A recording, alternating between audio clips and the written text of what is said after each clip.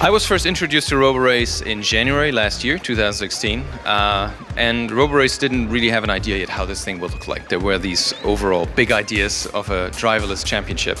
The concept that this has to look also good because it's literally the first thing that people ever see as a artificial intelligence race car. So it was super important how it looks like, because if we mess this up and it looks uncool in a way, we lose a lot of interest and followers. So very unusual in motorsport to start with the looks.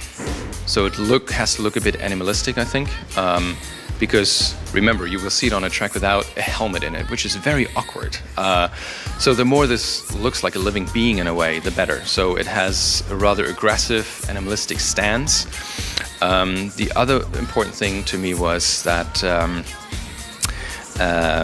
of course, it works technically very well, but I called engineering and we agreed only on very few base parameters, which was wheelbase 2.80 m, an overall length of 4.80 m.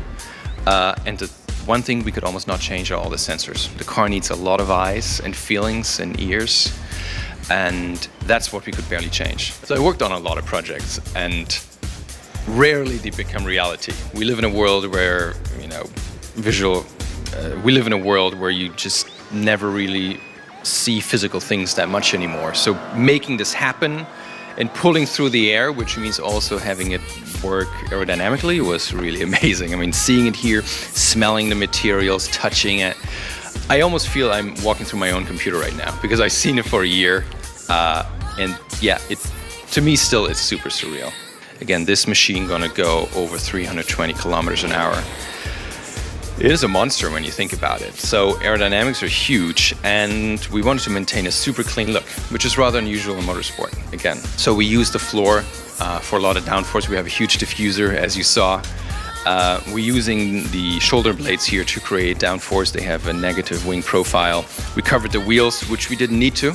We were so free, but we decided to get a very low drag. I think the only important thing in the beginning for us was that it clearly has to look like a thing that has no person in it.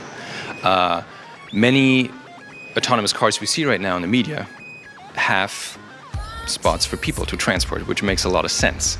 However, we wanted to show like a superhero of that technology. And for people who are not involved, who have never seen this, we wanted to make sure it's clear from the beginning that wow, where does the driver go? Oh, it's a chip. There's no human in it. So to me, it's just the most fascinating thing to imagine what happens in the future. Many times I actually like to time travel to the future and look back and look at the day like today, how we look at 2017 when we first showed something like this. How would something like this look like? And I'm actually even more excited about what we will do sooner or later rather than this. This is just the first step. It's huge, but it's the first step. If you can see what these cars can do in extreme competition and extreme conditions, I mean, imagine two of these cars coming to each other and coming to a full stop, just an inch away from each other, or avoiding objects at speeds that no driver can possibly do. I think at the point where we understand that they can do better things than a human, then we have the public convinced, and we are very close to that, yeah.